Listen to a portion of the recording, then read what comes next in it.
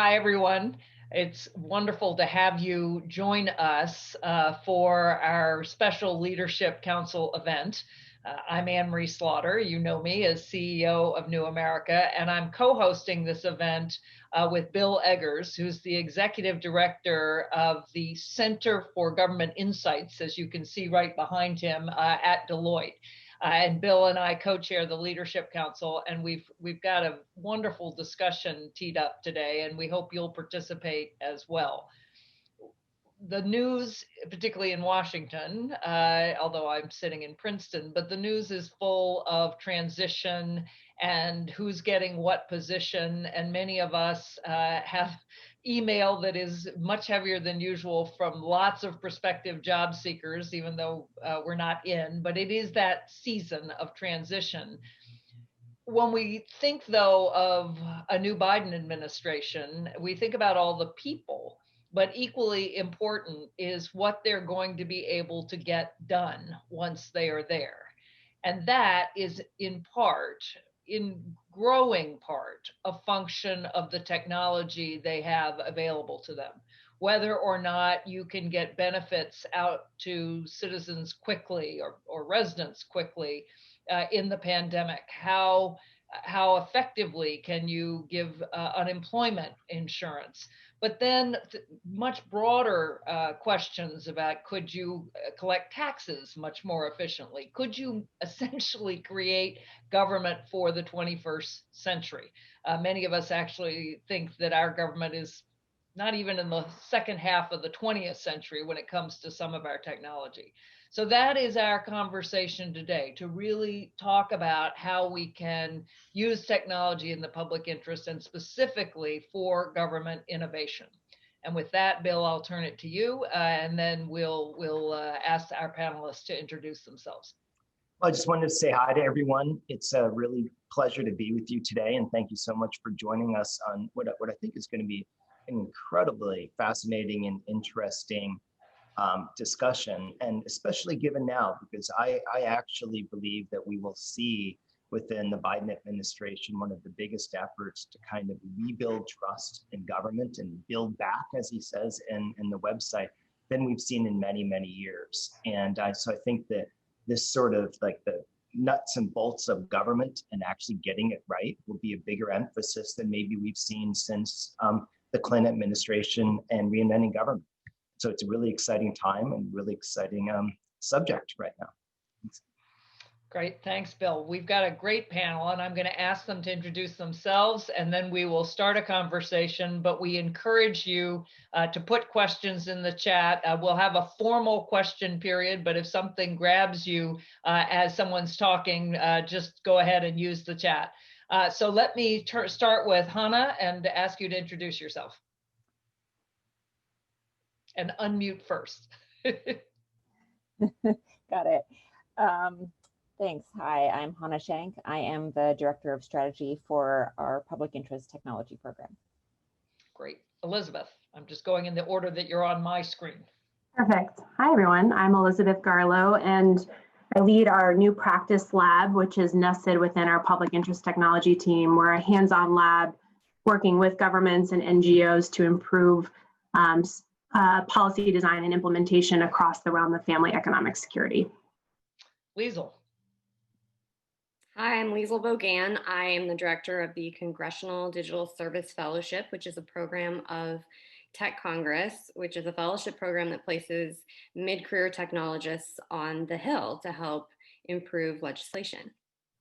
Great. And it's important to remember that so often when we think government in Washington, we're thinking the executive branch, but obviously the legislative branch in some ways is even further behind and certainly in need. And Tamika. I'm Tamika Tilleman. I lead the Digital Impact and Governance Initiative at New America. We work with partners in the US and around the world to develop open source technology systems to power the public sector. Terrific. So thank you all. And we're going to get going. We're going to divide our discussion into two broad categories, thinking about where are we now, and then where could we be, really, if we imagine much more than just upgrading the technology that powers government now, but really how government could change if we had the kinds of technology and the public interest we'd like to see. So let me start by talking about or asking you all to talk about how you think about innovation and technology. When we talk about needing to modernize government, talk about sort of the way you think about the hardware, the software, but the other things that we need, in fact, to make a government work with innovation. And whoever wants to go first, just raise your hand. I can see you all. Tamika. Thanks very much. Well, I think as you alluded to earlier, we are living in a world right now where our institutions were designed largely in the 19th century, and they're using tech from the 20th century to try and solve the problems of the 21st century, and it's just not working out that well. And what we see as we look around the country are millions of people waiting in many cases weeks for paper unemployment checks that they need to support their families. We see widespread mistrust in the systems that we are using to tabulate votes in our democracy, and a lot of uncertainty around how those systems operate. And there are real issues when it comes to how we're going to get our economy back on track, because the digital infrastructure that our government has access to isn't sufficiently sophisticated to enable policymakers to do the work that they want to do and to deliver well thought out policy. So all of these things are kind of colliding. There's an old saying that governments all have the same problems, but not at the same time. And this is a moment when governments are having the same problem at the same time. And that crisis, I think, provides a window of opportunity to fix some of these very deep underlying issues. We've been focused for a long time on the countries that are doing this right. If you look around the world right now, the governments that are responding most effectively to the pandemic, almost universally, are using high quality world-class digital infrastructure to make that happen. They all have systems in place for moving information, resources, and people very effectively in order to respond on an agile basis and develop their own resilience. We don't have access to that in the United States. And so can we emulate nations like Estonia and India and South Korea that are developing really high quality digital stacks to solve these problems and deploy those systems more effectively at much lower cost than we've been able to do in the past? Our answer is yes, and we're seeing some really exciting progress in that regard. So Bill, I know your center has just issued a report on this subject, so I'm going to come to you after I go around because it's the next question for you. But Elizabeth, you were nodding, so I'm going to go. Sure. Well, I generally nod when Tamika speaks because he has a lot of good things to say. But I think to Tamika's point, we've been asking more of our government systems, particularly our software and technology systems, than they can handle. And that is in part due to a dramatic level of underinvestment in those systems. From the new practice labs perspective, we have been thinking a lot about innovation and technology as it pertains to experimenting with new tools and methods focused on user needs and dynamic efficiency within government. So from our perspective, policymaking should be people-centered. It should be experimental, it should be data enabled, it should be designed to scale, which for us means users should be at the forefront of that design and implementation, and so rarely are they. So a lot of what we bring to the table in the work we're doing with governments is intensive user research and making sure there are mechanisms by which those who are intended to benefit from policies and programs are actually included in the design and delivery of those policies and programs. It also means bringing together teams of public interest technologists, and I'll let Hannah describe more of what that means and looks like, who have expertise certainly in engineering and technology, but also in user-centered design, user research, subject matter expertise that can allow for governments to embrace some of these new mechanisms that do center users. So user testing of materials, for example, that tell someone about how they could use a paid leave program within a particular state. Real-time data instrumentation, And then, of course, iterative learning. So if a government is to roll out a particular policy or program, what are the mechanisms by which they can get that real-time feedback that allows them to solve those public problems more quickly rather than years down the line? This is a very important point. I will come to you next, Hannah, but we talk about modernizing government and everyone thinks technology. But when you start asking, what does that mean? You don't get to technology first, you get to people first, which wouldn't surprise any software designer, except maybe folks who come out of the policy world in Washington. If you were talking to software designers, they'd say, of course, you start with the users. So Hannah, you have a book coming out next spring from Princeton University Press that is explicitly on public interest technology that you've co-authored with Tara McGinnis, who we've loaned to the transition for the moment, but we'll come back, founder of the New Practice Lab. But Elizabeth kicked you the ball, so I will hand it off to you. Yeah, so just to go off of what Elizabeth was saying, a lot of, and as Anne-Marie, as you just summarized, so when we talk about the tech stack and where technology is, a lot of the finger pointing goes to, well, our tech is old and crumbling and falling apart, and that's where the problem is. But it's one thing to just replace technology with the snazzy newest thing. But it's another, and the more important piece of this is really to change the mindset of how agencies and government think about their mission and fulfilling their mission. And that the focus there needs to be on the people and needs to be on what in the private sector would be called customer service. That's just not really been a part of how people think about delivering government in the past. So it's a real big shift to just get the ground truth, understand what people really need by talking to them. And one of the things we talk about, we read about in the book, is that all of those pipelines used to exist in some capacity in the past. Like Lincoln would just throw open the doors to the White House and people would come and talk to him. And we're not in a place now, obviously, where much as I would love to see the doors to the White House just open for like Anne-Marie, like your discussion hour, basically like 20 minutes of, scheduled time to just drop in and talk. Office hours for the president. Yes, exactly.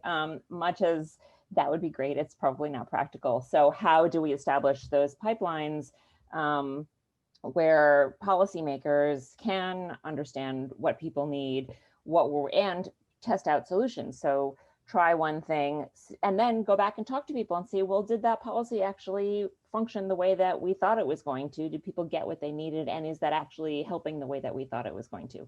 And part of that is having an easy way to reach out and get user voices. And the other piece is data and understanding how the policy impacts from a data perspective. That's great. So Liesl, you have customer service in Congress. It's called constituent service. So if there's a part of government that is directly connected to the voters, you would expect it to be the House and the Senate. Talk to us about how you see this. Well, I actually so last year I worked in the Senate, and I found it really interesting that although we consider the customer service element to be the elections, that when, if you're not getting the customer service that you want, you can then vote your member out of office. What I found is that constituents receive vastly different customer service from their members. And I don't know that they always know that they're able to compare that customer service with anything else. If their member doesn't respond to their requests or doesn't, act on their request, do they know that they could actually get better responses from other members? Because I could see from the back end, which offices were quickly responsive to their constituents and which ones weren't. But I think there's just nothing there's not enough transparency to show us what it is that we can expect from our members, other than, well, I disagree with them on this or that, and so then you vote them out of office. But do they actually meet your needs, and do you know what you could get out of your members, is one thing that I think is a really interesting component about the customer service model. I'll also point out that in terms of the pipelines, as you mentioned, Tech Congress, so our program is the Congressional Digital Service Program, And it was modeled after the USDS, and people were very generous in loaning us that model, but it's unique to Congress because it's very different from the executive branch. And it came out of this problem where during the COVID crisis, you had interns going from office to office collecting wet signatures from different offices while you have these elderly members of Congress and this virus spreading, and it could potentially wipe out a whole, the entire House or Senate, just because Congress doesn't actually use digital signatures like the private sector does. And so we decided that we would take on the political risk of creating a small team of software engineers who could start building these tools and absorb that political risk that Congress can't take on if it wanted to innovate and try something out. This was a way to sort of provide that unique talent pipeline to this institution to see what we could do to help transform it or help push along. I mean, there's a ton of amazing work going on there, but a lot of the times it turns out that there's just a lack of connection between what the Senate and what the House are doing. So on the Senate side, they built a digital signature tool, but the House didn't know about it. And so they, and it was named one thing, and then it became a part of something else. And so we were able to sort of connect the dots and say, like, why don't you guys share this technology? And so it's been a really, really illuminating process for me personally, but I think also for the institution, because it's allowed it to have some sort of interconnection that it wouldn't have had or been able to invest in itself before. So really I love this. Jamaica is talking about building tax collection infrastructure, for governments around the world. And when we get down to it, it's a digital signature for members of the House. I mean, DocuSign, that's a wonderful story. And I also imagine, you could have constituents be able to go to a website where you could see comparative wait times, for members of Congress, just like you can see for various customer services. How long does it take different members of Congress to respond? All right. So, Bill, you have been actually looking at all of this through the Center for Government Insights, which is really a pretty unique center to begin with. But tell us what you found. Sure, and I'd actually love to just build on the conversation here because it's so near and dear to my heart. So I, a number of years ago, I wrote a book called If We Can Put a Man on the Moon.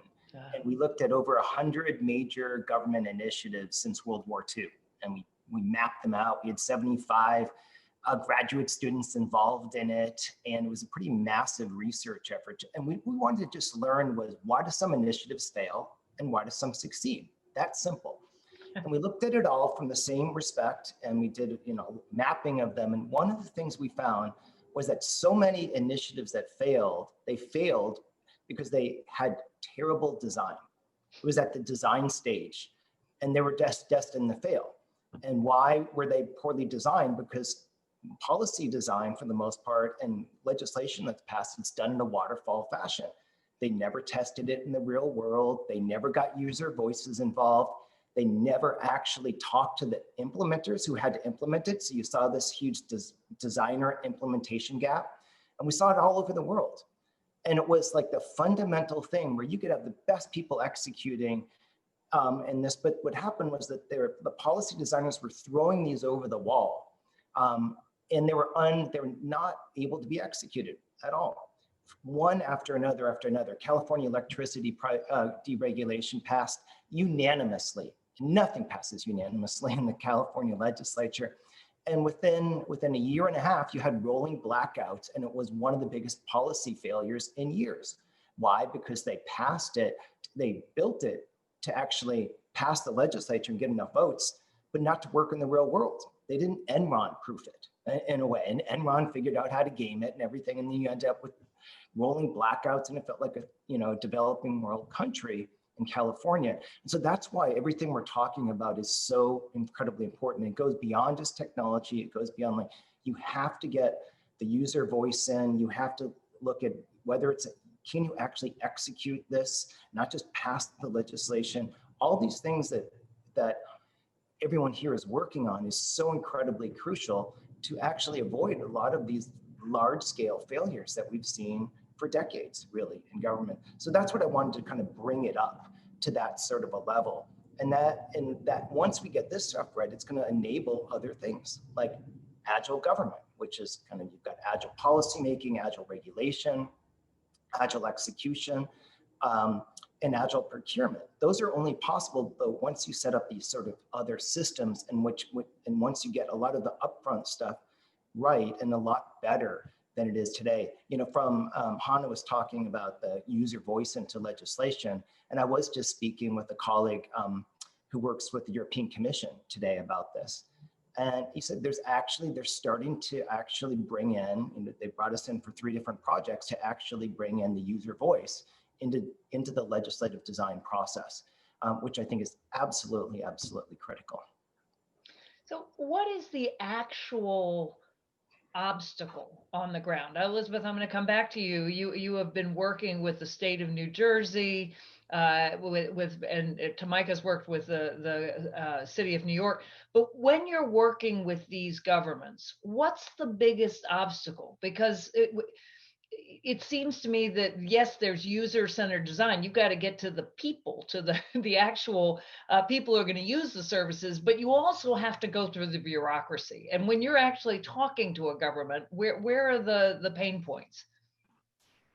That's a really good question. So I'd say that there are actually challenges and barriers on both sides of the equation. So from a government's perspective, I think that there are a lot of assumptions made about what processes and constraints exist around incorporating user voice into policy design and implementation. So you mentioned New Jersey. Our team worked with the state of New Jersey on implementation of their new expanded paid leave act legislation.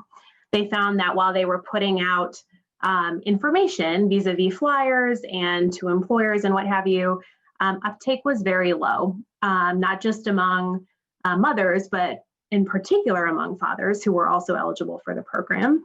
And so part of what was part of the issue was that staff within government assumed that they might need to go through an outside procurement process to bring folks in to run user groups with individuals and do user testing of communications materials and correspondence, when in fact what we were able to do through one of our discovery sprints with them was provide them with equip them with some basic training and know-how around how to do some of that user testing themselves. So they've now kind of institutionalized that practice within their government processes moving forward. But they also found that one of the biggest barriers was employers and how employers were delivering this information and whether they were embracing that, and HR departments were taking that knowledge in as well. So you have to think about these different constituency bases and different in particular ways and make sure that you're kind of from a government perspective proactively reaching out to everyone. Also think as I was listening to Bill, I was thinking about, you know, this broader sort of cultural question that we're grappling with right now around trust in government and declining trust in the institution of government, and the ways in which we just have a tremendous amount of work moving forward, because that narrative around declining trust in the institution of government, I believe, just continues to disenfranchise users from the power they do have to interact with government services and help inform and shape those services. So moving forward, I think not, you know, receiving something and then maybe seeing like we've heard from some users that, for example, the first line in a flyer about paid leave program was confusing. And so they just said, oh, you know what, this is just fake, or this is something I don't want to engage with, or I'm not going to go through this painful process of trying to figure out if I'm eligible or not. And that cultural narrative around you can't trust the government feeds into that behavior as well. So I think we have to make sure that we're being cognizant that this isn't just about minute processes and policies. This is also about a broader sort of cultural construct that we need to be working on around trust between constituencies and their governments. So Tamika, I'm going to flip that same question to you in terms of the pain points. But Elizabeth, as I'm listening to you, I was thinking about how wonderful it is when government does work well. And so 2 governors ago in New Jersey, he completely overhauled the DMV. And so it suddenly, I mean, I'm happy every time I pay a parking ticket or get a car registered online. Such a simple thing, but it means I don't have to go down to the DMV. And it just makes me actually feel really good about my government. It's 2 minutes, you know, I just do that. So there's so many wins where if government even operated at half the level that we are accustomed to from private companies, you feel good about it. But Tamika, over to you. Well, to build on that, Anne-Marie, on the positive side of the equation, we see countries where the use of digital systems is returning the equivalent of 2% of GDP back to the economy in savings each year. So the potential upside when you get this right is extraordinary. And we and you were an integral part of this a few months ago, held an event on the margins of the UN General Assembly with the Prime Minister of Norway, the President of the Gates Foundation, and other partners, talking about how we could launch a digital decade to build out the systems and solutions that would enable governments everywhere to achieve the UN Sustainable Development Goals by 2030, because it's not going to happen without these better systems. What we see right now is that in too many cases, the problems come down to 3 Ps. And I realize that PPP is an acronym with a lot of different meanings in Washington these days. But you need to have the right projects. And this goes to some of the design questions that you were discussing earlier. You need to make sure that you're helping the right individuals and that they have a voice in the process. And in my view, you need to have a degree of interoperability within these systems. Too often we end up with very siloed technology platforms that don't talk to each other. And that means that we duplicate a huge amount of work and government doesn't function nearly as efficiently as it could. The second piece of this is that you've got to have the right partnerships. It is really, really tough for government to do this work on its own for a whole host of reasons that deserve their own webinar. You need civil society involved, you need the private sector involved, and you need the right configuration around those partnerships if you want to build successful technology. That's hard. That's not something that most governments are accustomed to doing, but it's got to get fixed. And that brings us to the third P, which is procurement. The procurement structures that we are stuck within right now in government are designed to fail. They are designed to ensure that we don't end up with the best outcomes to meet the needs of citizens and stakeholders. So we're doing a lot of work right now with the Open Contracting Partnership, which is the global multilateral body focused on procurement, to rethink that process. But if you can tackle the challenges inherent in each of those 3 Ps, eventually you're going to land in a good place. What's that? So Hannah, you actually testified before Congress this summer on IT modernization. So tell us some of what you told them. And Liesl may have been behind the scenes while you were talking, but. Yeah, so I had the opportunity to testify in front of the Modernization Committee, which was responding to all of the numerous coronavirus-related tech disasters. So this was that all of the unemployment databases, state-level databases crashed. On top of that, the IRS website really struggled. People applied for checks and didn't get them. They didn't know when they were going to come. They sometimes got caught in filing loopholes, which was some work actually at the New Practice Lab we uncovered, and let the IRS know about one of those filing loopholes where someone could get stuck and if they've filed for a stimulus check, but they don't file taxes.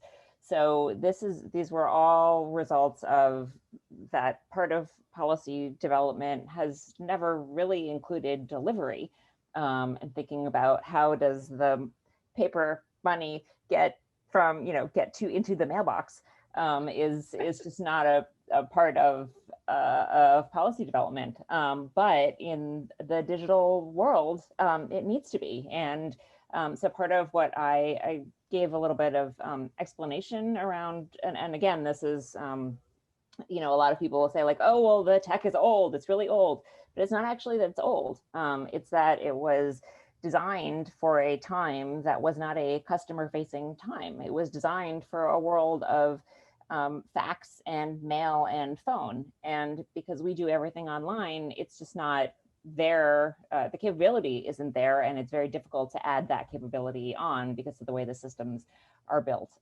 So what I recommended to Congress was that policy include tested delivery plans. I am not sure I really see a world where that happens, but I would love to at least get people thinking in that way. So that was my hope in raising that was when you're working on policy, the policy doesn't exist if you haven't thought through how the delivery piece works. And the delivery piece relies on technologists and technical expertise to be at the policy table when those discussions are happening. So that's a big piece of that. So along with that, having a modern technology workforce inside the government who can flag issues like this when they arise, and who can be a part of these conversations before things fail. Well, as a former dean of a public policy school, yesterday I participated in a webinar with people at the LBJ school. It's the 50th anniversary of the LBJ school at the University of Texas, Austin.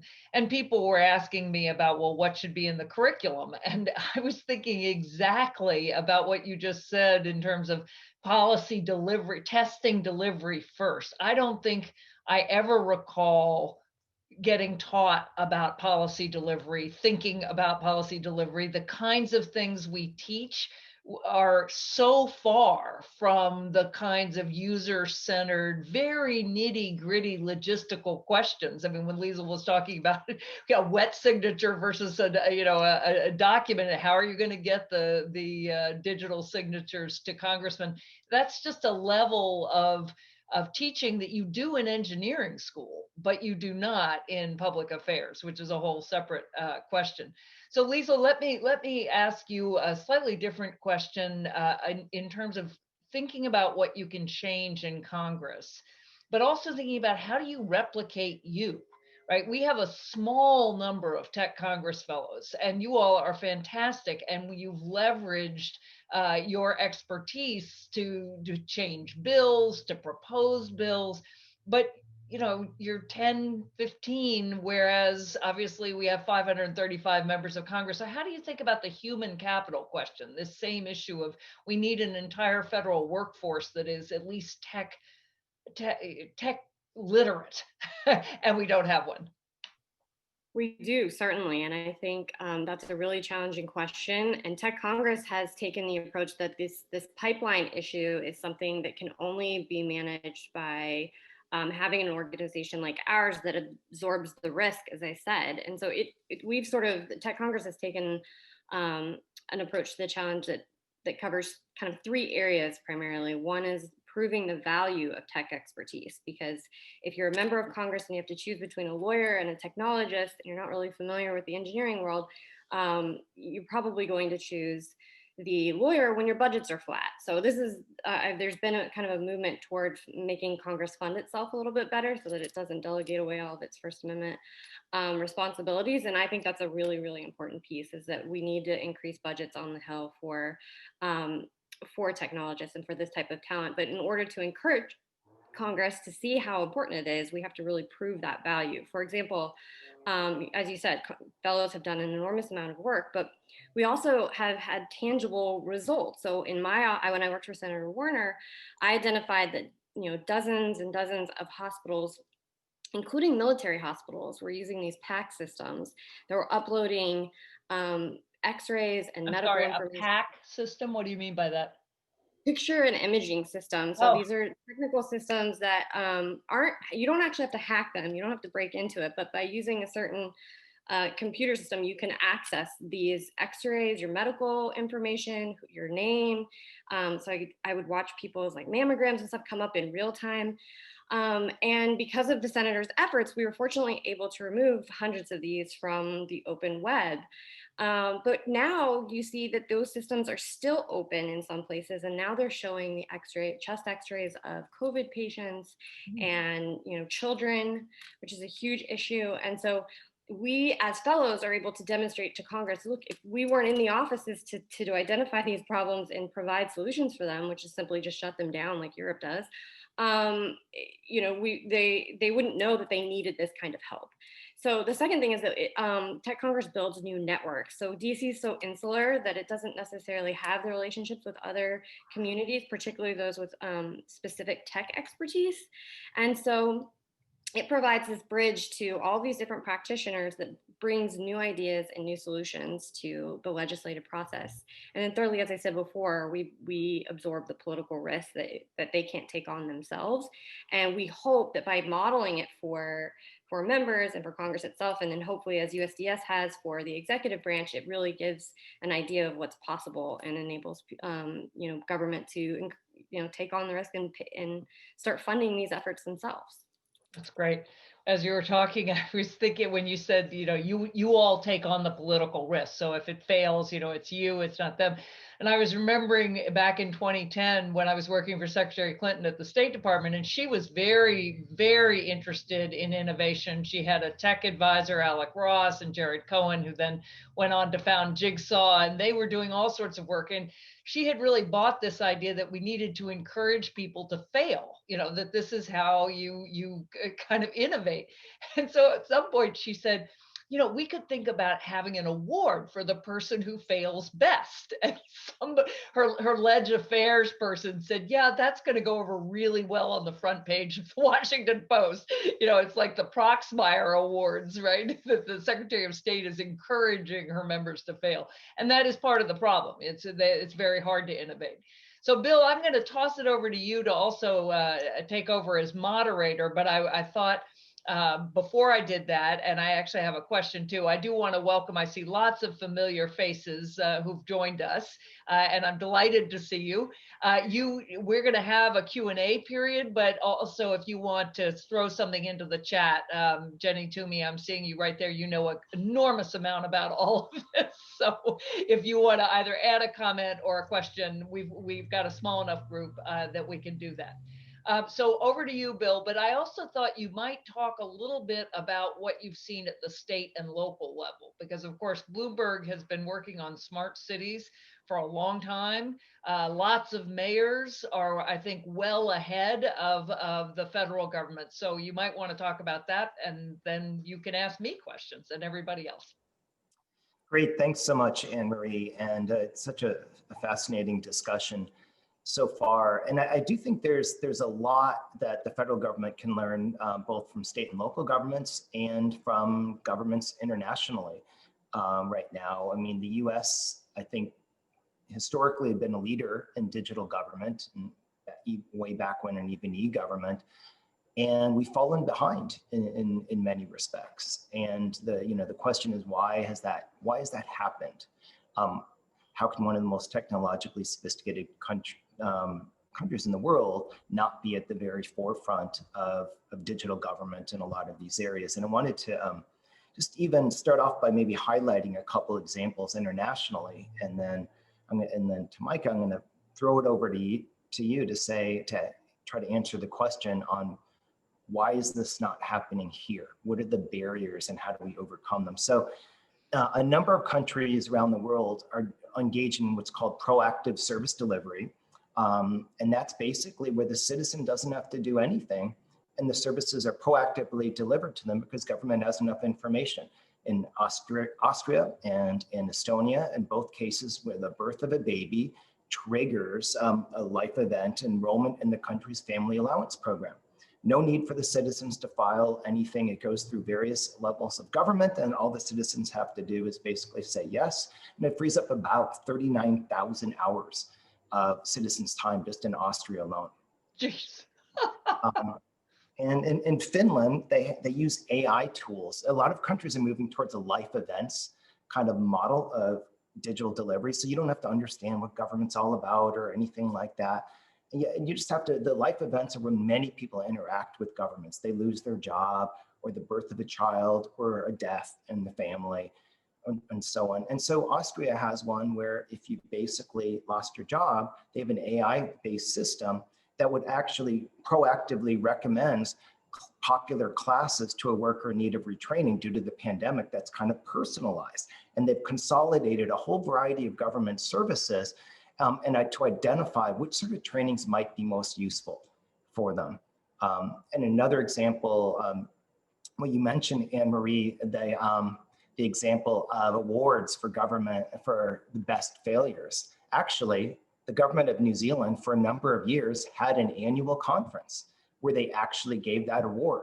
And it was actually very prestigious to actually receive that, because it was really about the best learnings from that sort of thing, and the people who are most willing to take risks and then go along with it. If you think about it, if you want to be a DARPA manager, to be a DARPA manager, you actually have to have a lot of great ideas that you put in there. And in the selection, they're looking at to what extent they think some of those are going to fail. And if they don't think any are going to fail, then you're usually not going to get appointed, because they know taking those risks are important. So you kind of build that into the system. And the last international example I'd give would be among Taiwan. I think Taiwan did the best job in terms of the COVID response of any country in the world. They have an amazing minister of digital government named Audrey Tang, who, look her up, she's just incredibly dynamic. And they've only had one local transmission since April. How did they do it? They applied a lot of the lessons from the SARS outbreak. They had a situation where they did a lot of hindsight, looking backwards. They did foresight ahead of time, and they had a real-time data, and they brought them together in what I'm calling kind of a cognitive system of government. And they basically relied on transparency and agility and digital democracy in order to contain the pandemic and do it in a way that was really, really interesting and unique. So Tamika, I'm going to turn it over to you.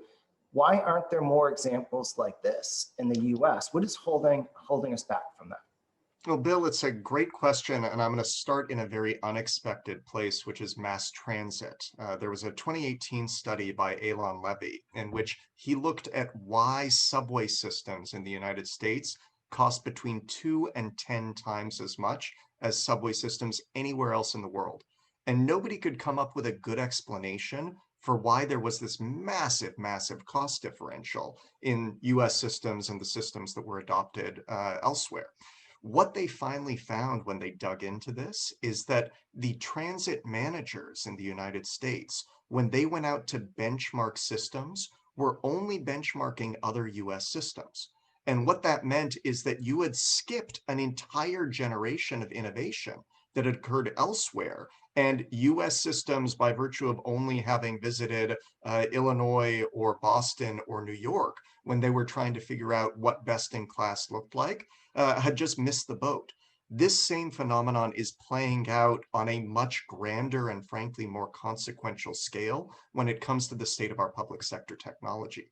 Audrey Tang, the digital minister who you mentioned from Taiwan, participated in the event that we organized on the margins of the UN General Assembly this year to kick off the digital decade. And one of the points that Audrey made, and one of the points that we are seeing replicated elsewhere, is that governments need to move toward open source technology, because that enables far more rapid innovation. And what we are finding in our work is that systems that we developed for New York City are now being adopted in Baltimore. Platforms we have built for the State Department are now being used by the Department of Justice. And all of that can happen at a dramatically lower price point, because these tools, once created, can be modified and customized to meet the needs of different communities. So our view is you need to take an 80-20 approach to developing these systems. You need to hardwire in accountability, security, privacy, all of the other good things you care about with that 80%, but then expect that each community is going to customize the last 20% to meet their specific needs. And if we do that, we can dramatically increase the pace of innovation.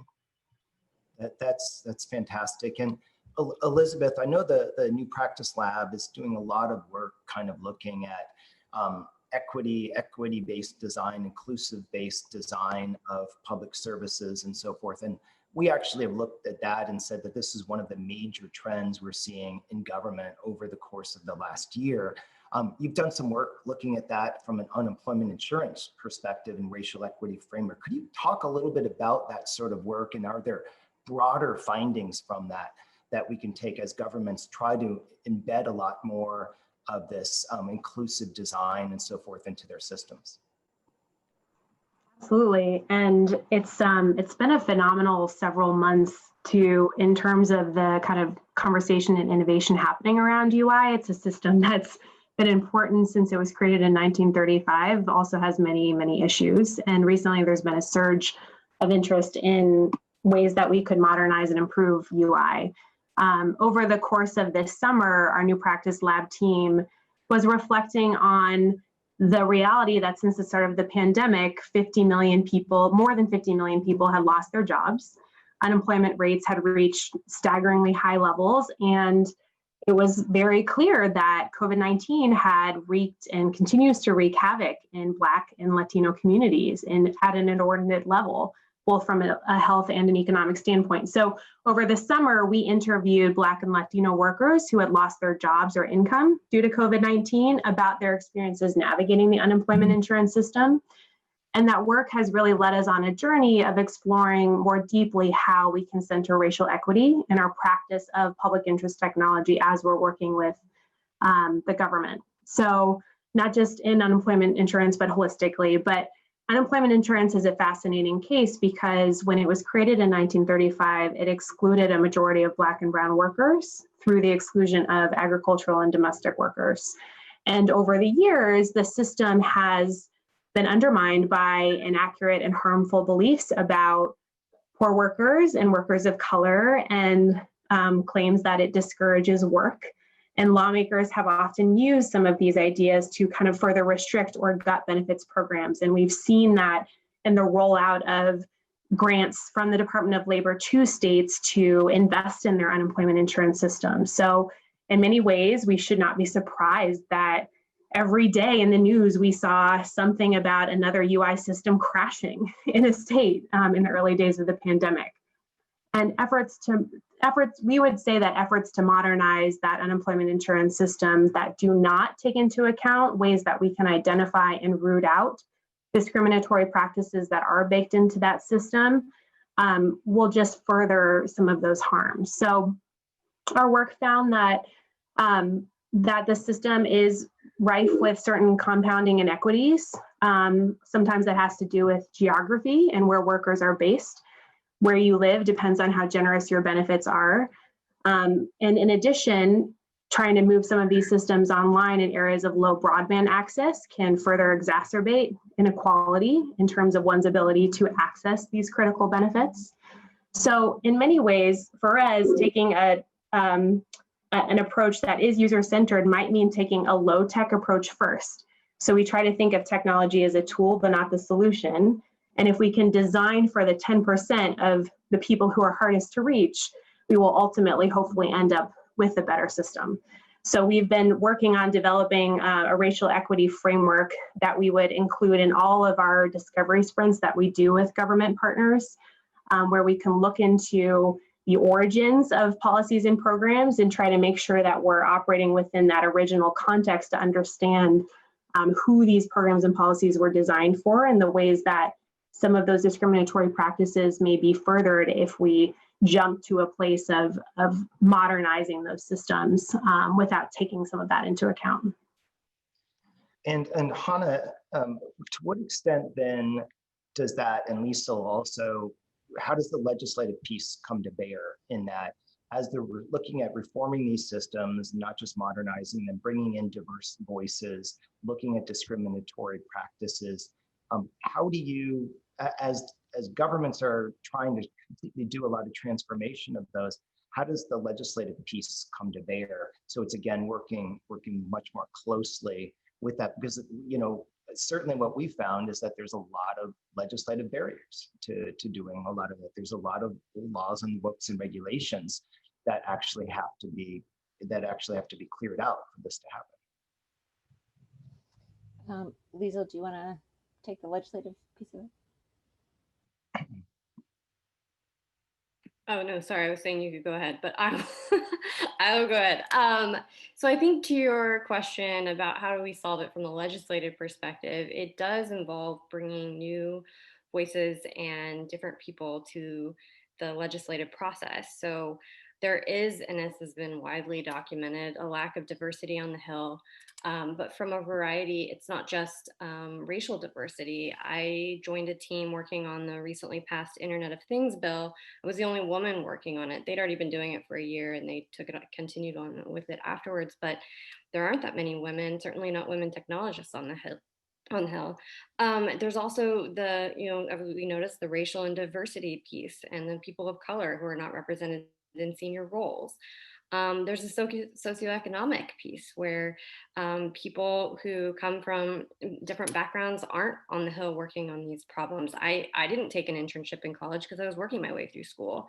I couldn't just come to DC and work for free. But there's another piece, that socioeconomic element, and that's the relationships. And if you have family who know how these systems work, or they're familiar with it, they're more, those individuals whose, parents know somebody, or they have access to these institutions, those are the ones that are likely to get those internships on the Hill, and then they'll continue working in those jobs throughout their career.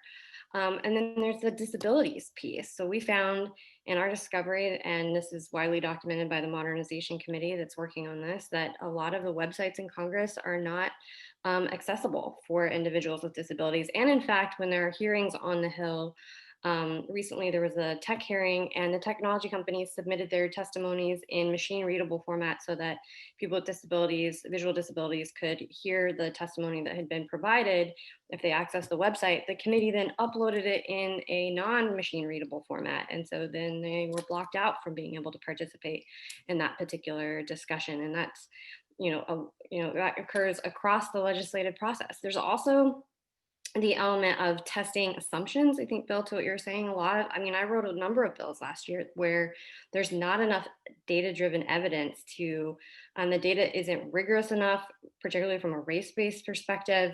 When we work on bills related to AI and machine learning, like the training data is really skewed. But when you write a bill to try to address these social ills, they've never been tested. There's no one to say, this is how does this actually get implemented?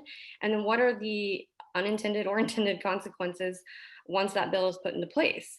So I think those are some areas where we could really start to make changes if we had some data-driven analysis of the assumptions that are trying to be tested by, like almost like an OMB score, or for an economic score. We haven't done it for things like equity, racial inclusion, et cetera. We should start scoring those things in our legislation when they start coming out, because it causes real social problems.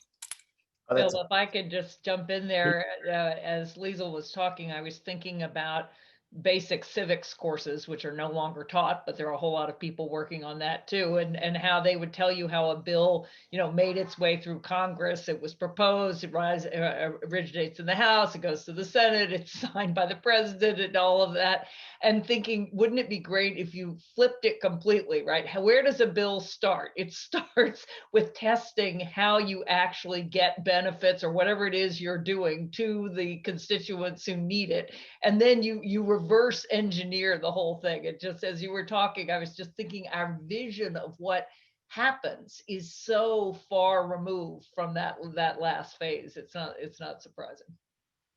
Yeah, and so Hannah, do you want to jump in here in the conversation, both in terms of the user experience and also potentially talking about this from the standpoint of a little bit, we jumped into the algorithmic bias and a lot of other sort of biases as we move more towards an AI future. I think that the work that we've done has said that this is probably going to be the most powerful technology over the next decade in terms of where government's at, and a lot of amazing sort of innovations that are going to happen and breakthroughs. We actually estimated that through RPA automation and AI, that you can free up about 1.3 billion hours of federal employees' time over time to go from lower value to higher value work, and also to have a much better experience in all sorts of respects, where we might see the average child welfare worker or other workers kind of enhanced by Watson-like decision-making productivity tools. So it's a vision that we've tried to lay out in these governments of the future that is, I think, really, really positive. But at the same time, there can be a lot of these very dark and even dystopian elements of it if we don't get this right. Do you want to speak a little bit about that, and especially, given the user experience and other lenses that you look at these issues from? Yeah, so we actually are just, I think tomorrow, kicking off a project on PIT ethics in practice, which is, and I wrote down actually, Bill, something you said, oh, Enron proof it. So, which I thought was a great phrase. What we've seen is that there is a lot of conversation around ethics and algorithmic bias on the academic side of PIT, but that conversation is pretty absent on the practitioner side, which makes sense because practitioners are like, well, I got to build the thing, or I got to make the thing happen. They're not sitting there and going, wait, hold everything. Let's think about the ethical implications. Let's Enron proof it. Let's, so even though that is typically a piece of building technology, is to think through all of the possible use cases and how things could go awry. But that hasn't, because public interest technology is such a new field, and because it's such a new way for government to think, that part has not ported over. And I will also add, the tech industry doesn't do a great job of modeling what ethics could look like that we could take wholesale and bring over to public interest technology. So we are actually about to start doing some work to just better understand when these ethical issues come up. We know that we saw them in UI, that they're baked in. Are there other places where they're baked in? Are there times that people build something and think it's going to be used one way and actually gets used in a totally different way? Is there a framework that we can use to at least help people start thinking through, excuse me, the ethical implications of their work? So that is something that I don't have an answer for yet, because we're just about to do the research. But the other piece, going back to talking about building an equitable team, I just want to share a story on why that is so critical. In our book on public interest technology, we share the story, which is not mine, but I now retell it all the time because it's such a great story. It is Amin-Ra Mashariki, who was the chief analytics officer, I think, for New York. And he was the first person in that role. He was someone who had grown up in the projects in Brooklyn, and as chief analytics officer was also still living near that neighborhood. And the city was interested in tackling the rat problem. So they pulled all of the 301 data to see where the most rat complaints were coming from. And when Amin-Ra got the data and looked at the map, of course, the first thing that he did was look at his own neighborhood to see, well, what are they saying the rat situation is? And they said based on the 301 calls, the rat situation in his neighborhood was not that bad. And he was like, that seems wrong to me. And so he called a friend who still was a childhood friend who still lived in the projects in the neighborhood, and said, do you guys not have a rat problem there anymore? And the friend said, oh no, we have a rat problem. And he said, well, why don't you ever call 311? And the friend said, what's 311? So it's really critical and in the book, we use that as an illustration of why it's important to have an equitable team when looking at data. But it's really true for the bulk of public interest technology projects that lens, having somebody from the neighborhood is so critical for these projects. That's great. Anne-Marie, I want to turn to you. When we think about ethical AI and in general, looking around the world, you've got different views on it. The EU has wanted to be kind of the leader in this. Some people will say it's very hard for them to be the leader in ethical AI when they have very few companies that are even the top 20 technology companies. So unless you're a leader in AI, you can't be the leader in ethical AI, would be some arguments. And then you have the US, maybe a little bit behind in that respect, but you do have over 50 university centers around the world, around the country focused on this. It is becoming part of the curriculum. And then you've got Asia, where China and other places where the ethical issues might not be as important. Do you think we're going to start to see this as part of, international negotiations, competitive advantage, and everything? How would, from your former perch at State Department, how do you think this is going to play out?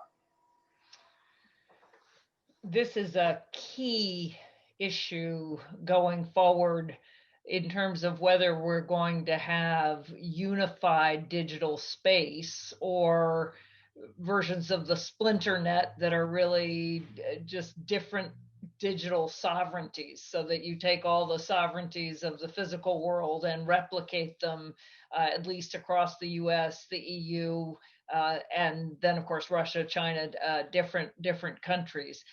I think there is a real appetite right now on behalf on the part of both the incoming Biden administration and the new EU commissioner, Ursula von der Leyen, who just gave a speech about a lot of this, to at least develop common standards around AI, robotics, 5G, and probably ultimately weapons, recognizing that you have to have standards the way you have common regulation for any sector, to avoid both just unbridled competition, but also to really be able to think through what are the values that we need represented. Now, that means, though, even if they're successful, and I take your point about, well, how can the EU do it if the EU doesn't have the companies themselves? And isn't this just protectionism? A little bit. But on the other hand, the EU is very aware that their citizens are subject to the harms that are being inflicted by these technologies in companies they don't control. So in some ways, they actually are a proxy for some communities in the United States that are equally vulnerable and are not being represented. But you're going to see the breaking up of the world into what I hope is a group of countries committed to openness, but openness consistent with international human rights and privacy and security. And then when you talk about AI, then you would equally talk about equal representation. I mean, that would be baked into the human rights perspective. And you're going to have a kind of authoritarian space, which won't be actually defined that way, as I don't think you're going to have a community of dictators. It doesn't generally work in international relations to brand yourself that way, but you've seen it already. China is supplying, facial recognition software, all sorts of surveillance software, that very different understanding of privacy or security, much less AI standards. I mean, the Chinese government, of course, has an extraordinary amount of data that it collects on its citizens that there are very few restrictions for using.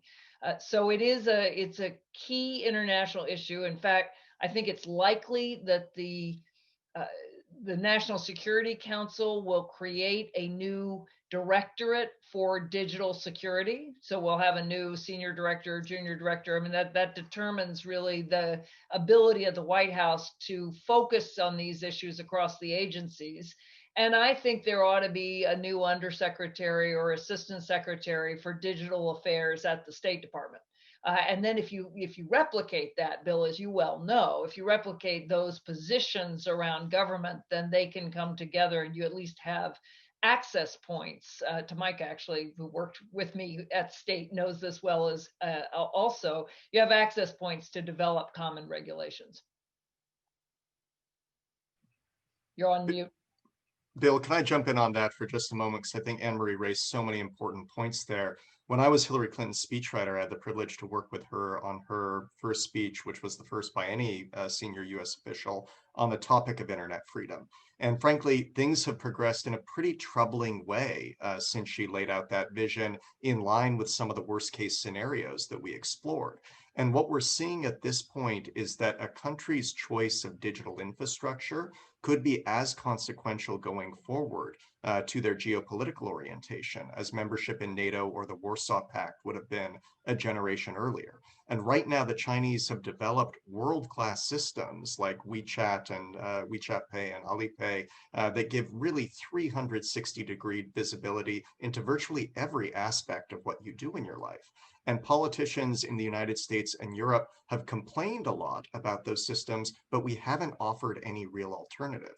And unless and until we start to provide counterweights, alternative models that can work beyond the feudal big tech architecture that we have put forward to date, we're going to be in a pretty bad position. And I think we need to recognize there are going to be long-term consequences as countries start to adopt the Chinese models and leave some of the values that Anne-Marie was speaking about behind as they do so. Are you bullish or bearish, Micah? Well, I think this is an inflection point. And frankly, the summit of democracy that the Biden administration has suggested they'd like to hold in the next year will be the inflection point. Can we, in that moment, bring together the coalition, the community of democracies that will be required to put forward an alternative model? Can we develop the right principles? Can we develop the right open source digital systems to make that happen? If we do, then yes, I am optimistic, and the upside is amazing. We could save enough money with these systems to pay for the entirety of the UN Sustainable Development Goals. So if we get this right, you get everything else by virtue of eliminating a lot of waste, fraud, abuse, tax evasion, and corruption. You get this wrong, it's going to be a very, very rough couple of decades ahead.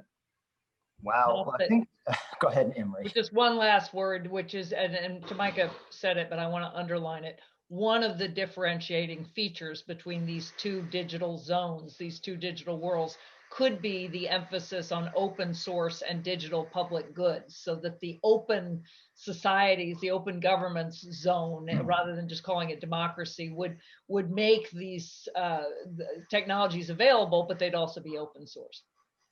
Well, with that, I can't imagine on a better way to open it up, because some pretty important topics there. So why don't we open it up to everyone else on the phone to see if there's any questions or comments or anything you want to talk about now. If you don't.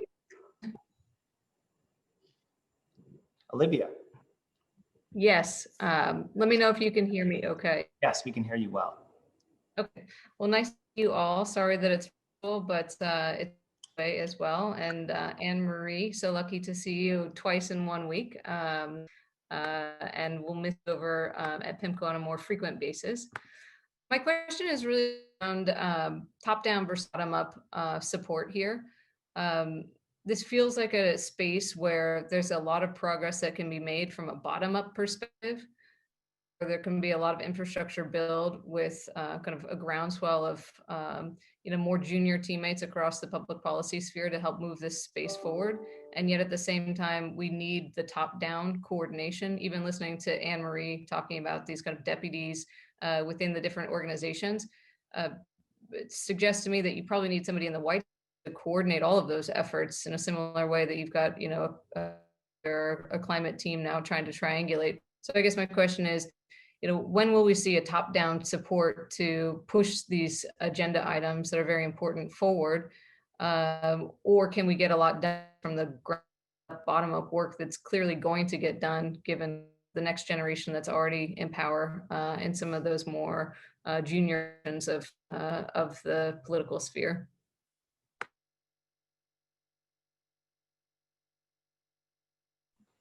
Who wants to take that on? To Mike?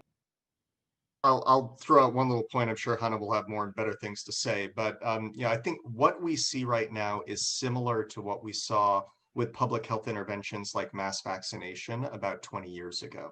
And at that point, you had a series of proven interventions where there was really strong evidence for success. People could have confidence, just like we can have confidence right now, looking at the countries where good systems have been implemented. These systems work, and they have a really powerful, profound impact on the societies that have access to them. But the infrastructure and the leadership required to deploy these solutions at global scale just isn't there. And 20 years ago, you saw foundations, led by Gates, Rockefeller, a handful of others, come together and resource the development, de-risk the development of institutions like the Global Alliance for Vaccination or the Global Fund to tackle HIV/AIDS, tuberculosis, and malaria. And once that infrastructure was in place and the development of that infrastructure had been de-risked by philanthropic actors, then it was possible to crowd in public funding and innovative finance to deploy these solutions at scale. We should be able to do the same thing. Some of this will require government leadership, but I think it's also critical to recognize civil society, the philanthropic sector, and the private sector are going to be indispensable in getting this done. There's no way to get from where we are to where we want to be without taking a multi-sectoral approach. So it will require government plus if we're going to get this right. Hannah, I'm sure you have other thoughts on this. Yeah, so I'll add that from our research across the field, we know that this work does not happen without support from the top, and not just support, but somebody at the very top saying, this is critical, make this happen. And when I was at USDS, I mean, I saw the difference between a project that had the president saying, you have to do this, we have to, and actually, I just keep thinking about we also worked on a wet stamp, dry stamp issue with refugees. And that was to admit a certain number of Syrian refugees in a specified time because the president had mandated that. And so the technology, so the process needed to be updated so that that could happen. On the flip side, you see, for example, Tamika and I have been working for 2 years on this project with New York City. If the mayor would come and say, this is really important, it needs to happen, I feel like we wouldn't have been waiting 2 years for this to happen. So there's a lot of work happening to build this kind of task force from the ground up. But I think it's critical, and maybe we'll start to see some of this with the new administration, in part because we've been saying this stuff for a really long time, and we have our our fingers in or I guess we've been like whispering into the ears of the people who are now going to be in the administration, saying this is really critical to think this way and to have a government that can be responsive in this way. I'll just add one last piece of that, which is, had Hillary Clinton won, the U.S. Digital Service had been created under Obama. It had evolved out of various things. But there were people already talking who would have been high up in a Clinton administration about making sure that the deputy secretaries in a number of big agencies were technologists. Because at that point, Olivia, exactly to your question, it's so often the technologist is in the technology silo. But if you don't have that problem with lawyers. Lawyers can be absolutely everything and are everything, and we think we are. But so that's the kind of difference. That's where you really start to make a difference. If the technologist is the number 2 at Treasury, or in the policy position, which is number 3 at, well, defense actually does very well, but it's state, right? To imagine you have 2 deputy secretaries of state, if one of them was a technologist, that would make a really big difference, because they are the people who drive change when the cabinet secretary is off in the public face.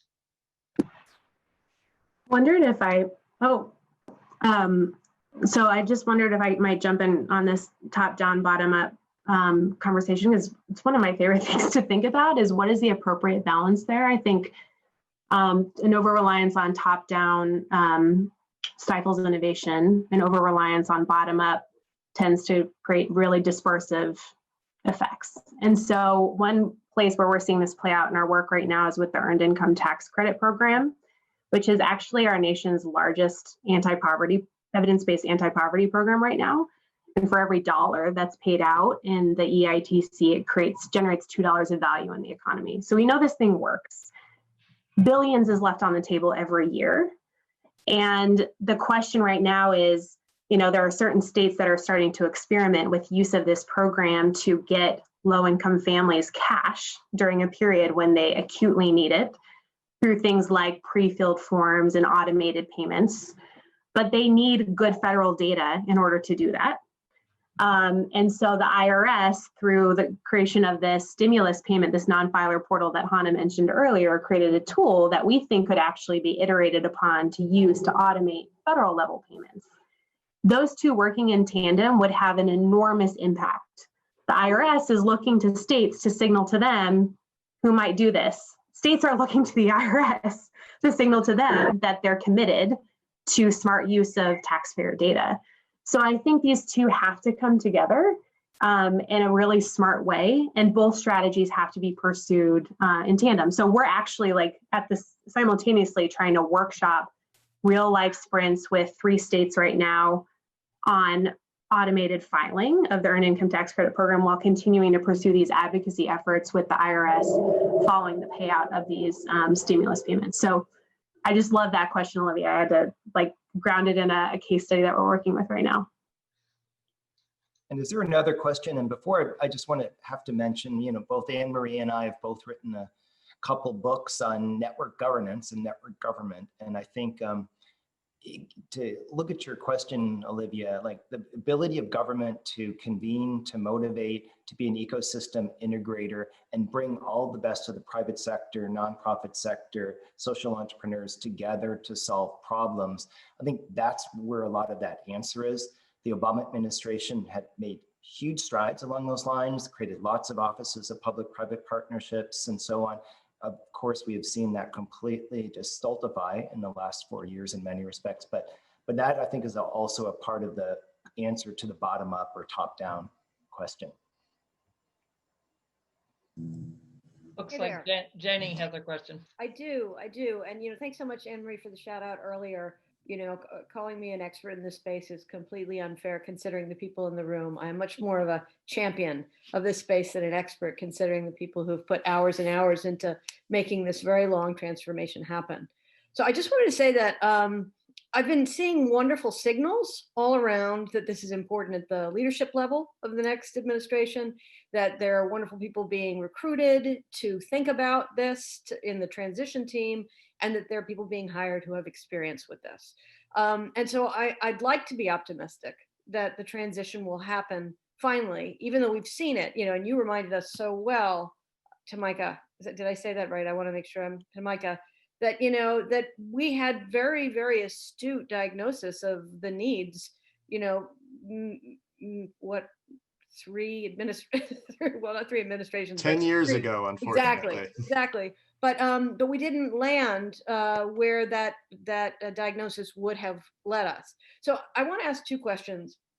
Like one, when I went into philanthropy, for example, I felt like, oh, well, now that I'll be on the inside, I'll be able to just make all the change and convince all of philanthropy that everything they do is touching technology and they need to think systemically about it. And so far, I've had some success, but most of that's been in the last couple of years. For many, many years, the institutions rejected that logic, largely because it was so alien to their historic systems. And it was sort of that last one hired, first one fired moment whenever, they'd think they wanted to do that work. But when there was a crisis, they would always go back to the tools they were most familiar with, the ones that they loved the most. So my question to you is, are we wrong to be optimistic about the transformation that we think we could make at this moment? And if it was not able to happen, what would be 2 or 3 of the major barriers that would keep it from happening? And are there ways to anticipate? I mean, I know what we're doing is bringing all sorts of resources and thought and attention to it, but are there systemic failure areas? I can see this transactionalist piece that Hannah raised very much around let's use the technology to solve the little thing, but it's not linked to the systemic change that actually makes the little thing actually be the big change we need to see. That is huge. But what are some things that you're afraid of that we should be thinking about advocating for or investing in that would help forestall the failures that are very easy to happen no matter our best wishes?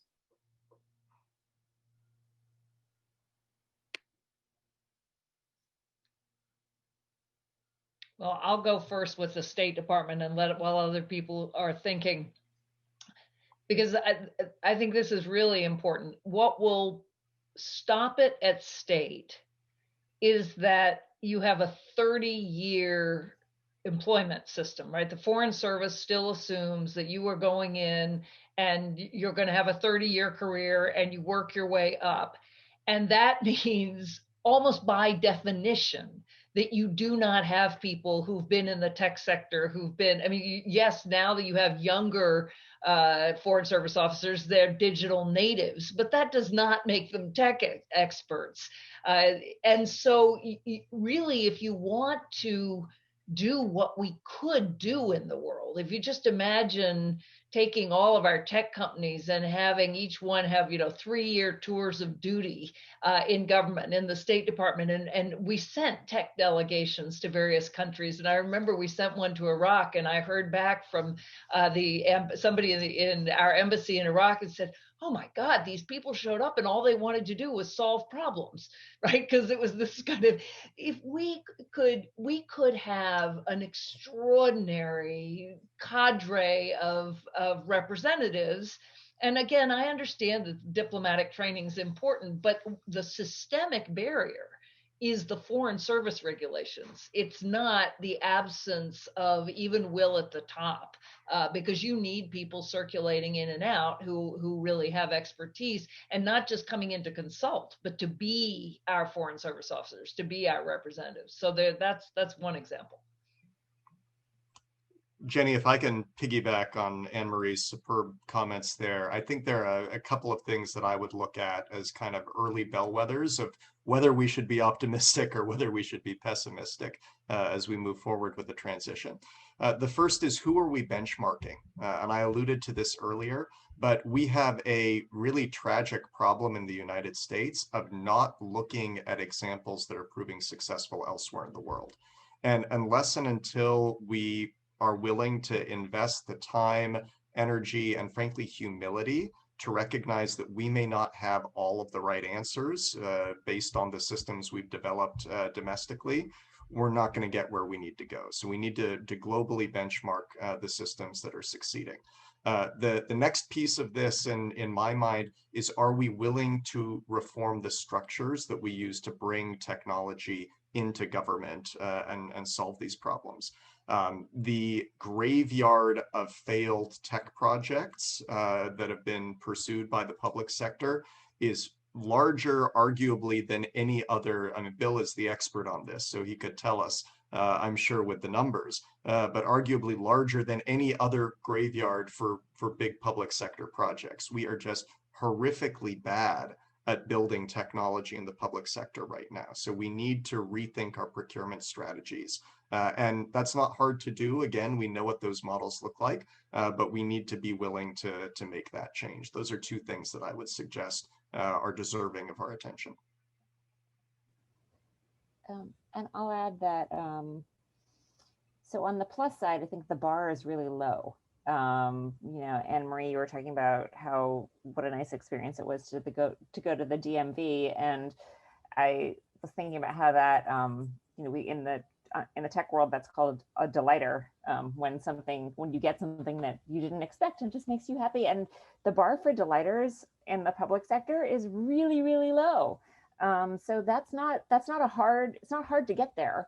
On the flip side, I worry a lot that we might be putting systems in place or building things that we haven't thoroughly thought through what the ramifications might be, and things are new. So we have never had this volume of data that we could access, for example, public data, or this volume of personal information and privacy information. When we talk about something like algorithmic bias, which is the latest, I think it makes a lot of headlines because it's easy to grasp, but there are so many other pieces to that, and people don't always have the time to think through what are we really building. And that is, we see something like that in the private sector with Facebook and with Twitter, that they built a thing that they had no concept of how it was actually going to be weaponized. So I do think that we need to start early, getting people to start thinking in that way.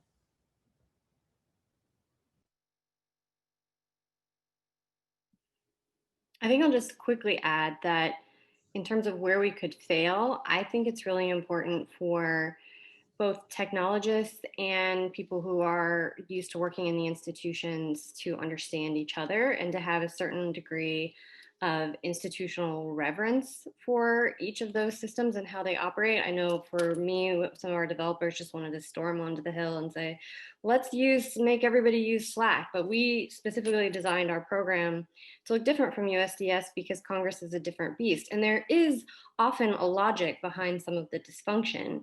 And it's a bit arrogant to assume that there isn't, and you can just fix it with some sort of a tech tool. For instance, one of the reasons the Senate hasn't adopted cloud computing is because if they do that, then they'll lose privilege for those communications. And certainly in an administration like this, they don't want the executive to be able to get access to their communications. They didn't want to do remote voting and communications from their districts, even if it was inside of a military installation, because then they would lose that privilege again. And you often see, I always joke about the fact like different parliaments all over the world are trying to adapt to COVID. And even Estonia had a really difficult time because their people got mad that their representatives weren't going to the parliament to vote in person, even though they have this whole technical stack that they use. But you heard, governments like Zambia had developed this amazing technology tool to vote from their cars. And when the speaker acknowledged the member, they could just click on their vote or give their speech. But at the end of the day, their vote doesn't actually matter because the president controls everything there. And then our parliament gets on the call and says, we have our parliamentarian. He said, we replaced, everyone's talking about like their transformations, how they did all this amazing work. And he's like, we switched out a wooden box and now you can email the e-hopper to your members. And that's a great innovation. But at the same time, those bills that are dropped into the wooden box, those votes that are taken actually mean something for the most part. And so I think it's really important for there to be some humility and understanding between the logic of the institutions, why they work the way they do. People like Anne-Marie knows the State Department, why it does what it does, and technologists who run in there and say, why would you do it this way? I want to blow everything up are not effective, in the same way that when policymakers go out to Silicon Valley, where I've worked for a long time, and I worked for experts in foreign policy who would say, well, don't you think about the second and third order implications of the things you're building? And they're like, no, why would we? We don't know about civics. And so I think some sort of a cross communication, cross pollination. I know there have been some efforts to that, but I think it's really important that those things are continued, because I think that's where the failure comes, when there's sort of a lack of understanding and sort of a hubris to the approach of solving the problem.